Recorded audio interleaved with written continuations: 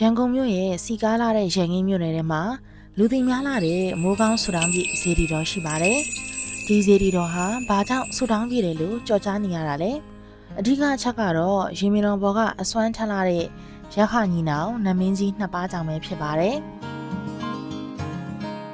နောင်တော်အဘယခနဲ့ညီတော်အဘယခတို့ဟာလာရောက်တိုင်တဲ့သူတွေရဲ့အခက်အခဲတွေကိုကူညီပေးနိုင်တယ်လို့အဆိုရှိပါတယ်။မိမိတို့ကြုံတွေ့နေရတဲ့စီးပွားရေးအကျပ်အတည်းတွေအလောက်အကိုင်အဆင်မပြေမှုတွေအမှုအခင်းကိစ္စတွေငွေလိမ်ခံရတာဒါမှမဟုတ်ကျွေးတောင်းရခန့်နေတဲ့ကိစ္စတွေအထိဒီမှာလာရောက်အဓိဋ္ဌာန်ပြုကြပါတယ်။ယုံကြည်သူတွေဟာကြော်ဝဲတပွဲစီဓမ္မောက်တပွဲစီနဲ့အတူဆေးလိပ်ကွန်းရအေးတွေကတ်လူပြီးတော့လေးလေးနက်နက်တိုင်တယ်ကြပါတယ်။မှန်ကန်တဲ့ကိစ္စမှန်သမျှကိုတောင်းဆိုရင်အခက်အခဲဟူသမျှပြေပြောက်စေတယ်ဆိုတဲ့ယုံကြည်ချက်ကြောင့်ဒီနေရာဟာအမြဲတမ်းလူစီကားနေတာဖြစ်ပါတယ်။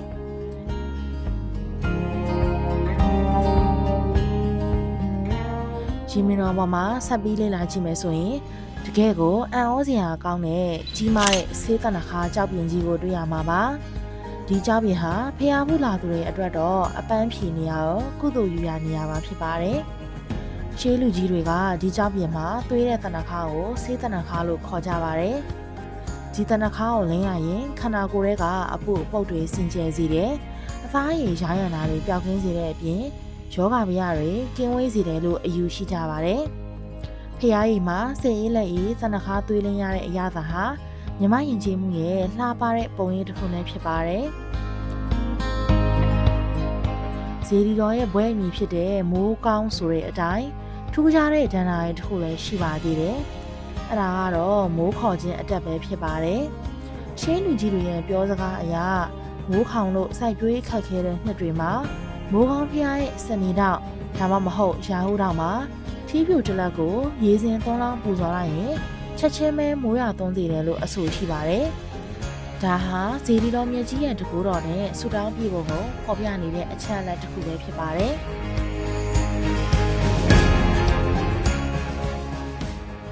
နောက်ထပ်ထူးခြားတဲ့အစဉ်အလာတစ်ခုကတော့ဒီမိုးကောင်းဖျားဟာရှင်ပြုနာသအလူတော်မင်္ဂလာတွေအတွက်အလွန်အရေးပါတဲ့နေရာတစ်ခုဖြစ်နေတာပါပဲ။ရန်ကုန်မြို့ကအလူရှင်တော်များများဟာရှင်လောင်းခဲ့ရင်မိုးကောင်းဖျားကိုလာရောက်ကြလေးရှိပါတယ်။အဲ့ဒီမှာနက်ပြချင်းဆိုတဲ့အစဉ်အလာတစ်ခုရှိပါတယ်။ရှင်လောင်းတွေကိုဖျားရင်မီတော်ဘော်က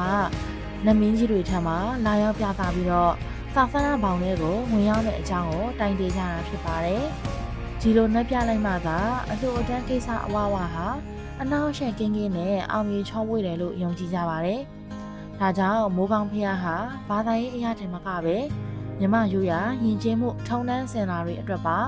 အလွန်အနှစ်သာရရှိတဲ့နေရာတစ်ခုဖြစ်နေတာပါ။